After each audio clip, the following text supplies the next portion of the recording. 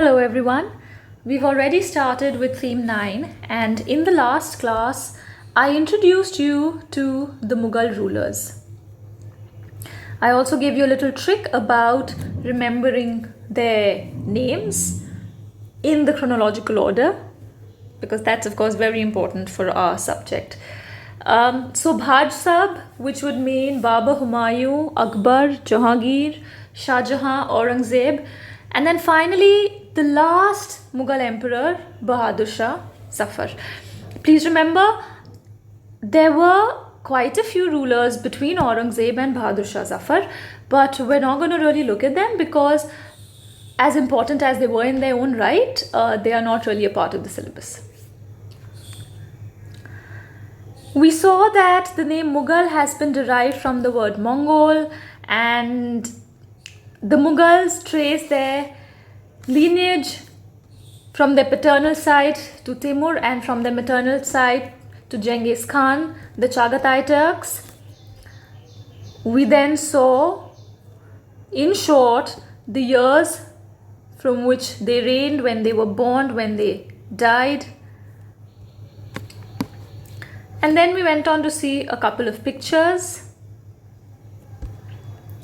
Once again, we can have a look at the map before we move further ahead with the chapter.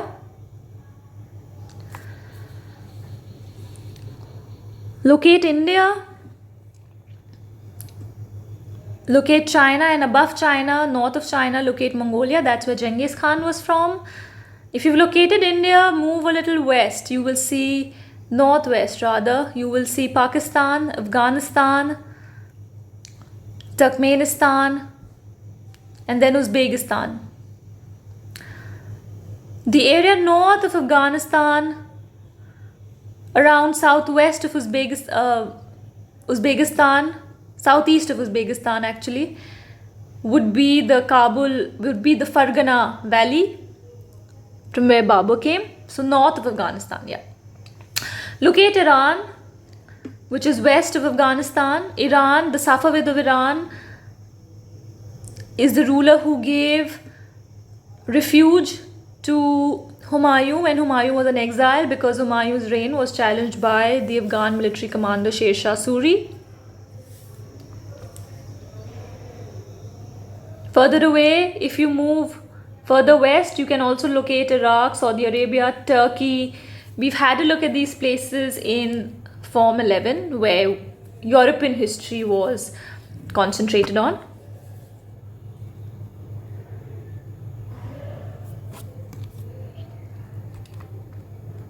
This is Fargana, from where Babur came. The reason Babur came from Fargana to India is because the Uzbeks drove him and his people away, and he came to India in search for new territories. We then had a look at a few pictures.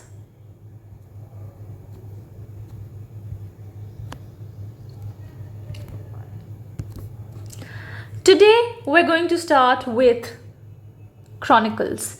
We're going to have a look at the vast, rich collection of written work found during the Mughal period. All books in Mughal India were manuscripts, which means that they were handwritten. The center of manuscripts production was called Kitab Khana. Now, I want you to remember that earlier we've also had a look at, there used to be something known as parchment. Parchment is basically the dried skin of animals. It's very thin layer, and it's dried and then it's written upon. Parchment here, and that's parchment, and we have manuscripts here, which means the use of paper. Turkish was the mother tongue. However, Akbar consciously made Persian the leading language of the court. So we have, and even today, I mean later when you study modern Indian history and then today in the contemporary times, we see that Persian has a lot of influence in the language we use in our everyday languages also today, because words that we use in Urdu, which in certain lingo also comes into Hindi, are actually derived from Persian. Now, what is Urdu? Urdu actually developed after Persian got mixed with Hindavi. So Hindavi would mean Hindi. So when Persian and Hindi mixed, they formed the language called Urdu. The epic Mahabharat was translated during the Mughal period. It was called Razamnama, or the Book of Wars. See, we should not be surprised. The Mughals here, but Babur may have been a foreigner in the sense that he came from another land and then settled in India. But all the other Mughal rulers were born and brought up in India. So you cannot end up calling them as foreigners or aliens. They were a part of India. They ruled over Indian subjects. They ruled over a diversity of people. In fact, they themselves, they may have been Islamic, but just because they were Islamic does not mean that they were alien, right? That's a very important idea we need to learn as historians. Just because someone you think follows a different religion, it doesn't make them any less part of a land than us.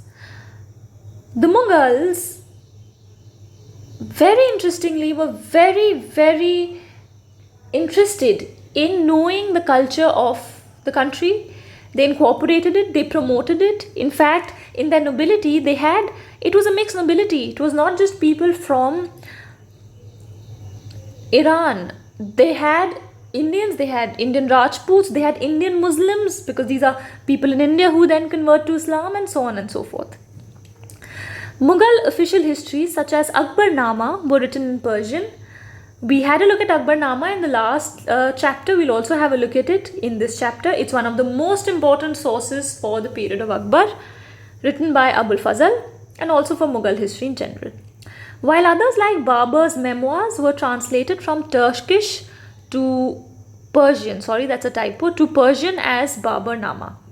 Some other manuscripts were Shahjahanama and Alamgirnama for Aurangzeb. Very interestingly, if you read Mughal history, you will also see that the sword used by the Mughals, the royal sword, name of that sword was also Alamgir. The creation of a manuscript. How is a manuscript made? It involved a number of people performing a variety of tasks. So basically, let's imagine this to be a book, but a book on a larger scale. It's going to have illustrations, it's going to have some beautiful piece of writing, and remember, it's not typed, it's handwritten. So it's going to take all the more time. So paper makers made folios of the manuscript, which means they made the papers, the pages. Then the scribes or calligraphers used to write. So calligraphy, beautiful style of writing, but also very difficult. So being a scribe at that time was really appreciated. Then you had gilders who used to illuminate the pages, well, because the pages cannot be looking dull, so then you're going to polish them over.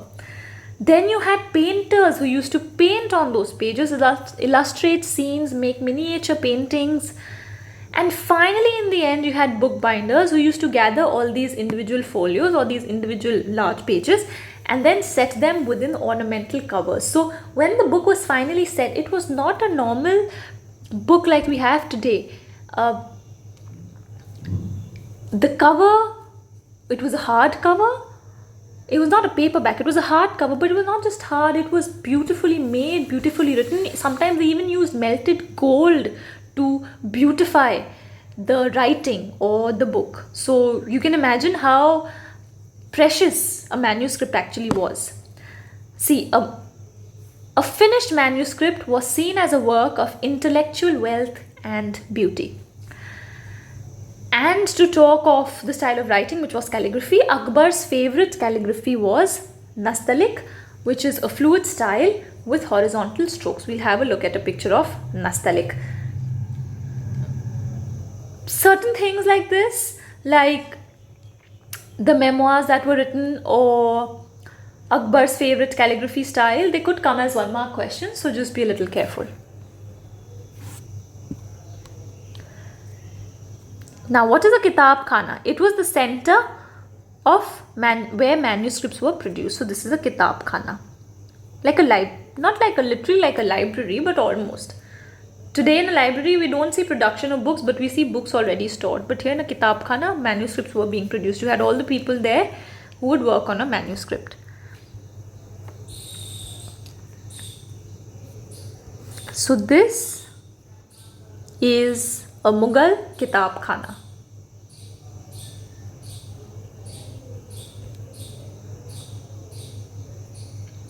Nastalik, a calligraphy style favorite of Akbar. So this is the style we were talking about. It has long horizontal strokes and it was Akbar's favorite.